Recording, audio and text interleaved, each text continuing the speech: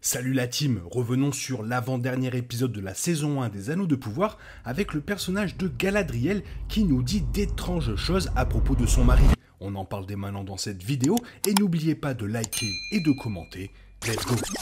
Petit message avant de commencer réellement cette vidéo, merci à tous ceux qui se sont abonnés, mais aussi, petite information, je viens d'ouvrir ma deuxième chaîne YouTube, Thérapie Geek Short, donc si vous voulez vous abonner, merci d'avance, bonne vidéo! La série Les Anneaux de Pouvoir vient peut-être de résoudre le plus gros problème à ce jour avec le personnage de Galadriel dans la série d'Amazon, mais était-ce la bonne façon de le faire? Alors, on ne va pas se mentir, avant même qu'une seule minute d'un épisode n'ait été aperçue, le simple concept de la série a provoqué la division. Bien que des critiques dithyrambiques aient toujours été peu probables, les réactions à la première incursion d'Amazon dans la Terre du Milieu ont été globalement positives, surtout aux États-Unis, avec des éloges réservés aux performances des acteurs, comme quoi les goûts et les couleurs entre deux pays séparés d'un océan sont bien différents. Évidemment, cela inclut Morfydd Clark qui joue une Galadriel du second âge et sert de personnage central à la série. Mais là où le bas blesse, c'est que le personnage de Galadriel dans la série souffre d'un problème majeur. Impossible à ignorer, elle ne partage pratiquement rien en commun avec Galadriel tel que l'a écrit Tolkien. Avec Elrond de Robert Aramayo, il est clair de voir comment ce jeune elfe ambitieux et pondéré grandit pour devenir le sage seigneur de Foncombe. Morfydd Clark, quant à elle, joue essentiellement un personnage original portant le nom de Galadriel. Bien sûr, il y a de vagues similitudes dans le texte pour celle-ci, mais à part être super vieille, blonde et avoir un frère, rien d'autre n'existe entre le personnage de Clark, aussi convaincante soit-elle, et Galadriel. Mais l'épisode 7 corrige un peu cela avec une seule conversation. Le gros problème avec Galadriel dans la série n'est pas qu'elle est différente des livres, mais le problème est qu'il n'y a aucune raison pour qu'elle soit différente. La mort de son frère, Finrod, sert apparemment de déclencheur et la motive pour chasser les divers habitants des ténèbres de Sauron de la Terre du Milieu. Alors bien sûr, Finrod est également mort dans les livres de Tolkien. Même une Galadriel réimaginée devrait partager au moins des similitudes avec son homonyme. Et sans une explication appropriée pour nous faire comprendre le pourquoi du comment, Galadriel de Morfydd Clark manque de cette authenticité si importante. Puis, lors d'un tête-à-tête avec Théo dans l'épisode 7, Galadriel raconte comment elle a perdu son frère et ajoute ensuite « et mon mari ». Elle poursuit en décrivant sa première rencontre avec Celeborn et le jour où il est allé à la guerre, admettant « je ne l'ai plus jamais revu par la suite ». Galadriel suppose évidemment que Celeborn est mort et cette révélation pourrait enfin ajouter une réponse vitale manquant pour expliquer pourquoi la future dame de Lothlórien des Anneaux de Pouvoir ne ressemble absolument pas à la dame de Lothlórien.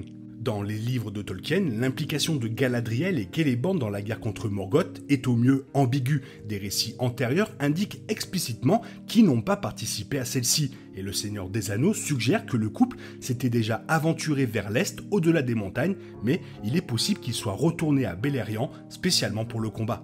Donc, nous pouvons aisément dire que Galadriel n'a pas passé des siècles du second âge de la Terre du Milieu à croire que son mari est mort au combat, et ce changement d'origine des Anneaux de Pouvoir peut expliquer le changement de personnalité de Galadriel. Malgré les grandes pertes qu'elle a subies dans la mythologie de Tolkien, elle a toujours eu Celeborn. Dans la série, elle perd tout ce qu'elle aime, y compris Celeborn, ce qui lui permet de devenir une grande guerrière déterminée à vaincre le mal. Cette évolution brutale est en fait impliquée dans les Anneaux de Pouvoir lorsque Galadriel décrit la danse avec Celeborn le jour de leur rencontre. Et Théo est choqué d'apprendre que ce guerrier impitoyable avait l'habitude de marcher sur la lune, peut-être autour de Doriath. Et donc, cette explication nous indique que la perte de Celeborn est la raison pour laquelle Galadriel est passée du personnage gracieux et mythique que les fans connaissent à la dure à cuire de la série. Comme Galadriel n'avait pas mentionné Celeborn ni leur fille Celebrian, qui est censée être née dans la série, beaucoup de fans ont supposé que le personnage avait été laissé de côté dans le cadre d'une nouvelle interprétation de Galadriel. L'épisode 7 amène l'elfe perdu dans la série d'Amazon en révélant que le prince de Doriath a été victime de la guerre de Morgoth. Bien que Galadriel pense évidemment que Celeborn est mort, il est intéressant qu'elle dise seulement « je ne l'ai plus jamais revu après cela ». La séquence de cours d'histoire de l'épisode 1 montrait Galadriel fouillant dans les corps de soldats décédés et si elle avait découvert quelque chose qui ressemblait vaguement à son mari, elle y aurait fait allusion tout en discutant avec Théo. car elle dit « je ne l'ai jamais revu » implique que Celeborn n'a jamais été retrouvé. Avec cette phrase de texte, on pourrait donc entrevoir l'arrivée tôt ou tard de Celeborn dans la série. En supposant que leur mariage était assez solide, Celeborn ne se serait pas échappé sous prétexte de guerre pour commencer une nouvelle vie en tant qu'homme célibataire, même si sa prétendue femme a un sacré caractère, car oui, elle doit pas être facile à vivre tous les jours. Évidemment, je rigole. Il doit donc y avoir une bonne raison pour laquelle il n'est jamais revenu. Peut-être que l'époux de Galadriel a été capturé par Sauron et reste emprisonné. Un retour inattendu d'entre les morts permettrait alors aux Anneaux de pouvoir d'éviter de contredire la présence de Celeborn dans le Seigneur des Anneaux. Et du coup, cela nous expliquerait pourquoi on sent un rapprochement entre elle et Halbrand sans que finalement quelque chose se passe. Car malheureusement ou heureusement, tout dépend de votre point de vue, ce n'est pas Game of Thrones, donc les histoires de tromper, de couchage, de machin, etc., ne peut pas avoir lieu dans cette série.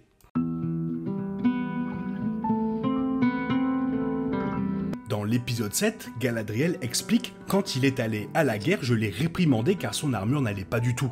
La formulation de Galadriel, ici, suggère fortement que Celeborn est parti en guerre, mais elle ne l'a pas fait, ce qui correspond à l'épisode 1 où Galadriel empile des casques portant une robe blanche au lieu d'une armure de combat.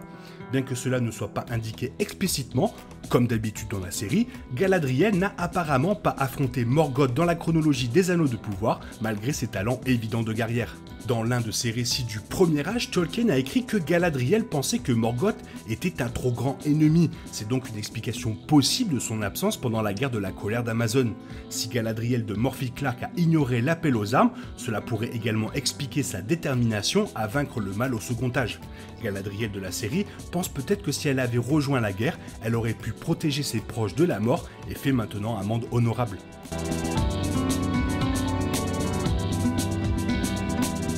Le problème avec ces allusions, c'est que déjà, Celeborn, suite à une trahison des nains et à la ruine de Doriath, se réfugie avec Galadriel au Lindon, puis, plus tard, part fonder Eregion et la ville d'Ost-Indil pour contrer la menace venant du Mordor.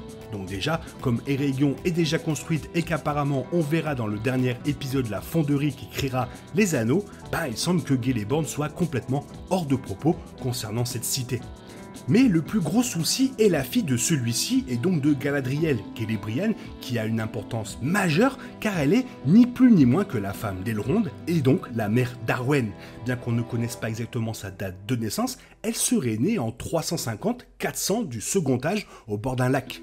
Puis, on sait qu'elle reste avec Galadriel un long moment à Lothlórien, entre 1350 et 1400, toujours dans le second âge pour finalement finir à Foncombe et rencontrer son futur mari Elrond. Le problème, c'est que la série se déroule entre 1500 et 1700 du second âge, donc logiquement, la fille de Galadriel et Celeborn devrait être née, et donc quelque part, mais alors avec qui et surtout où ? Cependant, comme la série a pris d'énormes libertés avec la chronologie, il se pourrait qu'elle n'existe même pas, et donc cela crée un problème monstrueux, car Arwen joue un rôle vraiment important dans Le Seigneur des Anneaux. Donc si sa mère n'est pas présente dans la série, forcément ça fout grave le bordel auprès des fans et surtout dans la chronologie. Maintenant, espérons que le problème Celeborn et Celebriane soit réglé plus tard, car sinon, cela n'a ni queue ni tête. J'ai un peu peur que les showrunners se perdent au bout d'un moment, car ils ont mélangé beaucoup de chronologies ensemble, et là on sent que quand même ça commence à tirer sur la corde. Donc c'est peut-être pour ça qu'ils vont attendre 2 ans avant de sortir une saison 2, pour vraiment bien ficeler le bordel. Toi, qu'est-ce que tu en penses ? Est-ce que tu penses que Celeborn arrivera tôt ou tard dans la série ? Fais-moi part de ton avis dans la zone commentaire, car tu sais que j'aime énormément vous lire. Et j'espère que la vidéo t'a plu, et si elle t'a plu, n'hésite pas à la liker, la partager, à t'abonner. Merci d'avance. Je te souhaite une bonne matinée, après-midi, peut-être une bonne soirée ou un bon week-end. Bisous bisous, hasta la vista.